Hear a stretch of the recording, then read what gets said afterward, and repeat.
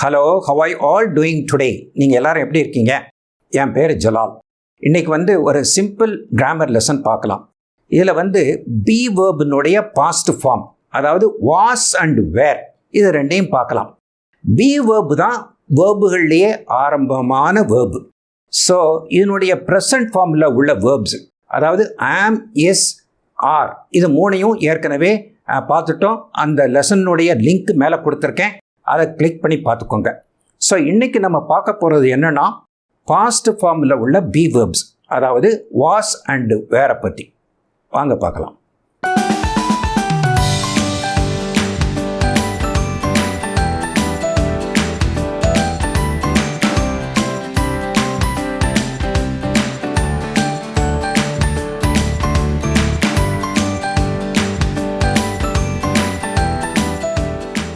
இப்போ இன்றைக்குள்ள லெசனில் வாஸ் அண்ட் வேர் இதனுடைய யூசஸை பார்ப்போம்.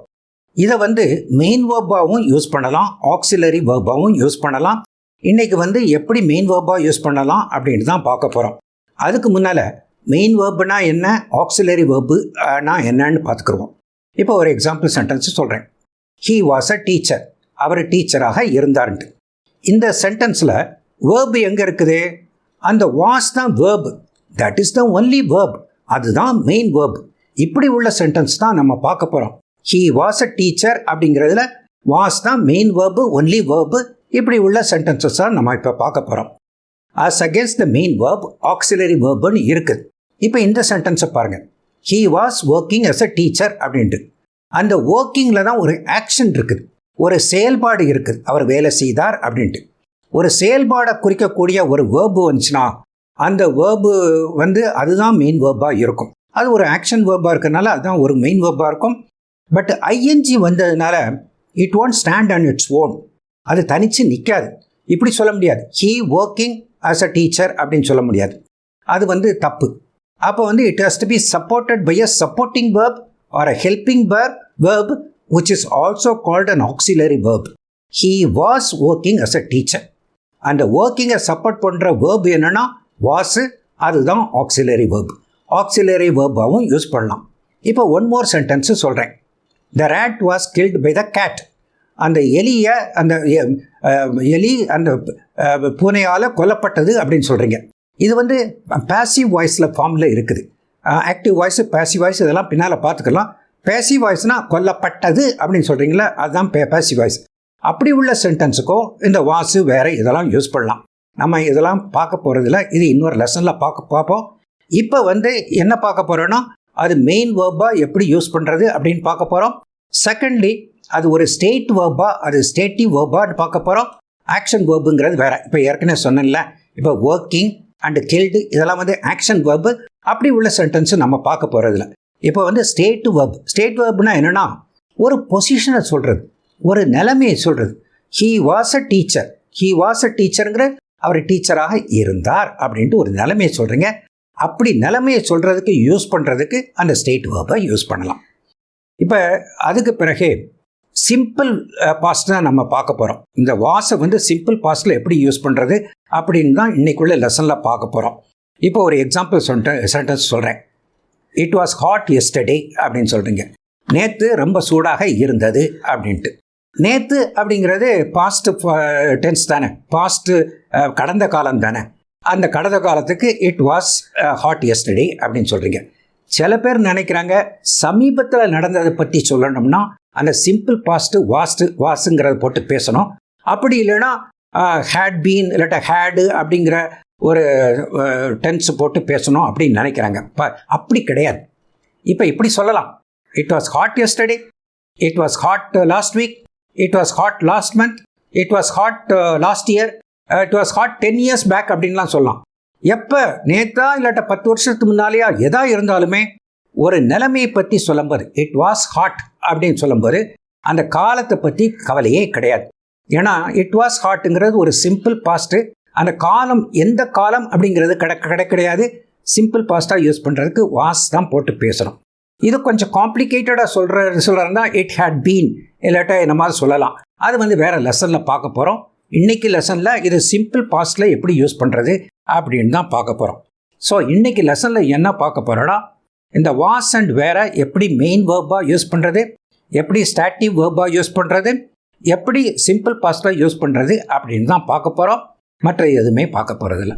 இப்போ நெக்ஸ்ட்டு நம்ம பார்ப்போம்.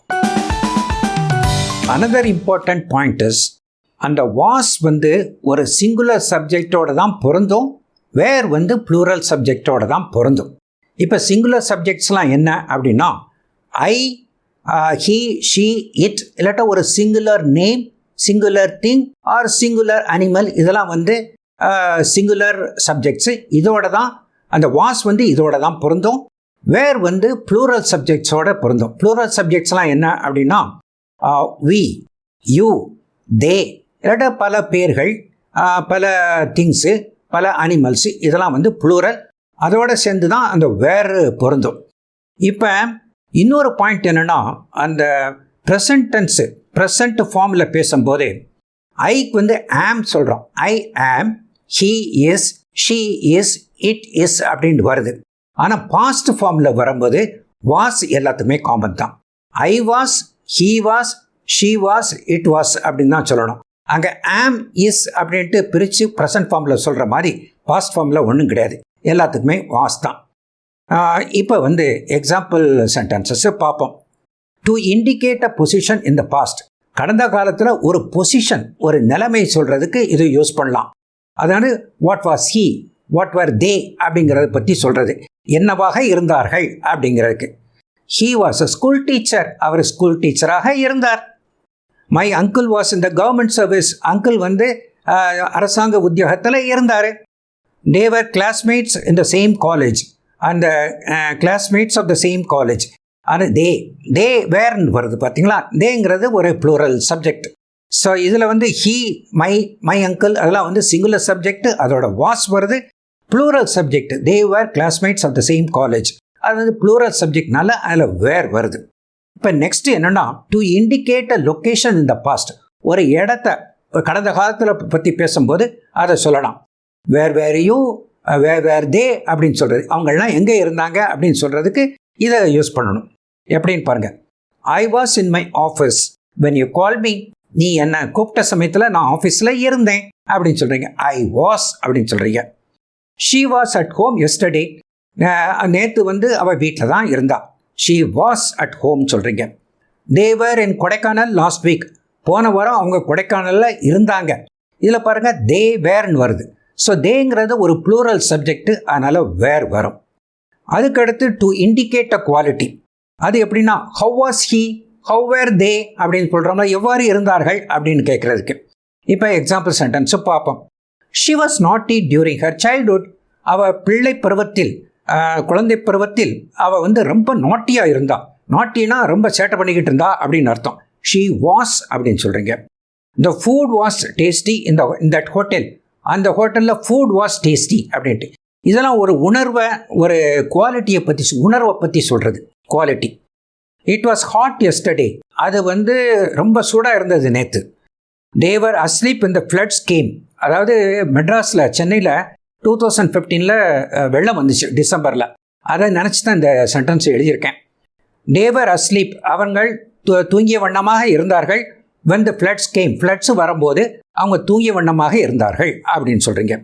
they were sick yesterday, அவங்களாம் சுகம் இல்லாமல் நேற்று இருந்தாங்க அப்படின்னு சொல்லிட்டு அதெல்லாம் ஒரு நிலைமை தானே. ஸோ குவாலிட்டியை பண்ணுறது சொல்கிறதுக்கும் இது மாதிரி சொல்லலாம். நெக்ஸ்ட்டு சென்டென்ஸ் பார்ப்போம். நெக்ஸ்ட்டு வந்து my parents were angry with me this morning, இன்றைக்கி காலையில் என்னுடைய பேரண்ட்ஸு, தாய் தந்தை ரெண்டு பேருமே என் கூட ஆங்க்ரியாக இருந்தாங்க. ஆங்க்ரி அப்படிங்கிறதும் ஒரு குவாலிட்டி தானே, அது ஒரு உணர்வு தானே, அதை பற்றி பேசுகிறதுக்கும் இதை யூஸ் பண்ணலாம். அதுக்கப்புறம் கம்பேரிசன் பண்ணுறதுக்கு, ஒப்பிடும் போதும் கூட யூஸ் பண்ணலாம். எப்படின்னு பாருங்கள். கீதா அண்ட் பிரியா, இப்போ பாருங்கள் மோர் தென் ஒன் பர்சன், ரெண்டு பேர் இருக்காங்க. கீதா பிரியா ரெண்டு பேர் இருக்காங்க. Geetha Priya were better in studies than that brother, அவங்க சகோதரனை விட இவங்க ரெண்டு பேரும் நல்லா படித்தாங்கன்னு சொல்கிறாங்க. They were, Priya, Geetha and Priya were அப்படின்னு யூஸ் பண்ணுறீங்க. He was the best student in the high school அப்படின்ட்டு, அவன் தான் நல்ல சிறப்பான பையன் அப்படின்னு சொல்லிச்சான். ஹீ வாஸ்ன்னு சொல்கிறீங்க. She was the most beautiful girl during our college days, நாங்கள் எங்களுடைய கல்லூரி நாட்களில் அவள் தான் மோஸ்ட் பியூட்டிஃபுல் அப்படின்னு சொல்கிறீங்க. எப்படி கம்பேர் பண்ணுறதுக்கும் பேசலாம். இப்போ நெக்ஸ்ட்டும் பார்ப்போம்.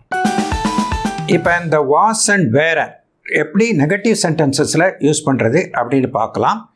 இதில் வந்து அந்த நாட் NOT நாட் அதை போட்டால் போதும், நெகட்டிவ் சென்டென்சஸாக ஆயிரும். இப்போ வந்து எக்ஸாம்பிள் சென்டென்சஸ் பார்க்கலாம். She was not there yesterday, அவள் அங்கு நேற்று இல்லை அப்படின்னு சொல்கிறீங்க. இந்த வாஸ் நாட்டை வந்து கொஞ்சம் கான்ட்ராக்ட் பண்ணி சுருக்கி இப்படி கூட சொல்லலாம். ஷி வாஸ்ன்ட் தேர் எஸ்டர்டே அப்படின்னு கூட சொல்லலாம். Next sentence, the first half of the movie was not good. சினிமானுடைய முதல் பகுதி நல்லா இல்லை அப்படின்னு சொல்கிறீங்க. The first half of the movie was not good. He was not a professional teacher, அவர் வந்து ப்ரொஃபஷனல் டீச்சராக இல்லை அப்படின்னு சொல்கிறீங்க. But she teaches well now, அவள் வந்து இப்போ நல்லா டீச் பண்ணுறாரு அப்படின்னு சொல்கிறீங்க.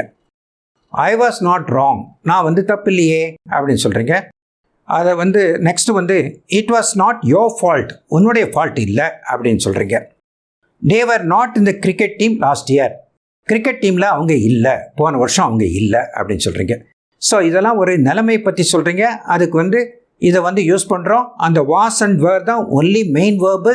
அது நெகட்டிவாக ஆக்குறதுக்கு அந்த நாட்டு போடணும். It's as simple as that. இப்போ அடுத்து பார்ப்போம். இந்த வாஸ் அண்ட் வேர் இது ரெண்டையும் எப்படி கொஷின்ஸில் யூஸ் பண்ணலாம் அப்படின்னு பார்க்கலாம். இது ஒன்றும் கஷ்டமே இல்லை. அந்த வாஸையும் வேரையும் அந்த சென்டென்ஸினுடைய முன்பகுதிக்கு கொண்டு வந்து மீதிய பின்பகுதிகளை வச்சிங்கன்னா அது கொஸ்டினாக மாறிடும். It's as simple as that. இப்போ எக்ஸாம்பிள் கொஷின்ஸு பார்க்கலாம். வாஸ் ஹி சேட், அவன் வந்து வருத்தமாக இருந்தானா அப்படின்ட்டு. வருத்தமாக இருக்கிறதுக்கு பல காரணங்கள் இருக்கலாம். அவன் வந்து எக்ஸாமில் ஃபெயில் ஆகிருக்கலாம், ஏதாவது ஒரு காரணம். ஸோ அப்படி கேட்கும்போது வாஸ் ஹி சேட் அப்படின்னு அது கொஷின் டோன்லையும் கேட்கணும். அந்த வேர்டை மட்டும் வாஸே முன்னாலே கொண்டு வரணும். அந்த கேட்கும்போது அந்த கொஷின் டோனில் கேட்கணும். வாஸ் ஹி சேட் அப்படின்னு கேட்கணும். Was the traffic heavy this morning, இன்றைக்கி டிராஃபிக் வந்து ரொம்ப அதிகமாக இருந்துச்சா, நெரிச்சலாக இருந்துச்சா. Was the traffic heavy this morning அப்படின்னு கேட்குறீங்க. Were you ready to go when the bus came, bus வந்த சமயத்தில் நீ ரெடியாக இருந்தியா அப்படின்னு கேட்குறாங்க. So were you ready to go when the bus came அப்படின்னு சொல்கிறீங்க. Were they students of the same college, அந்த காலேஜில் அவங்க எல்லாம் ஒரே ஒன்று போல் படித்தவங்களா அப்படின்னு கேட்குறீங்க. Were they students of the same college அப்படின்ட்டு. ஸோ இது பன்மையாக வரும்போது அந்த வேர் யூஸ் பண்ணணும், சிங்குலராக இருக்கும்போது அந்த வாஸ் யூஸ் பண்ணணும், அவ்வளோதான். ஸோ வேர் தே ஸ்டூடெண்ட்ஸ்னுங்கன்னா நிறைய பேர் இல்லையா, அதனால் வேர் போட்டு பேசுகிறீங்க. Was it hot yesterday in Trichy, ட்ரிச்சியில் ஹாட்டாக இருந்துச்சா அப்படின்னு கேட்குறீங்க ட்ரிச்சிலேருந்து வந்தவரை பார்த்து. வாஸ் இ டீச்சர், அவர் டீச்சர் தானா அப்படின்னு கேட்குறீங்க.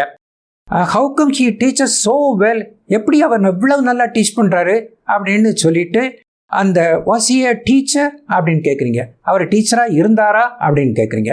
டீச்சருங்கிறது ஒரு ஆள் தானே, அதனால் வாஸ் போடுறீங்க.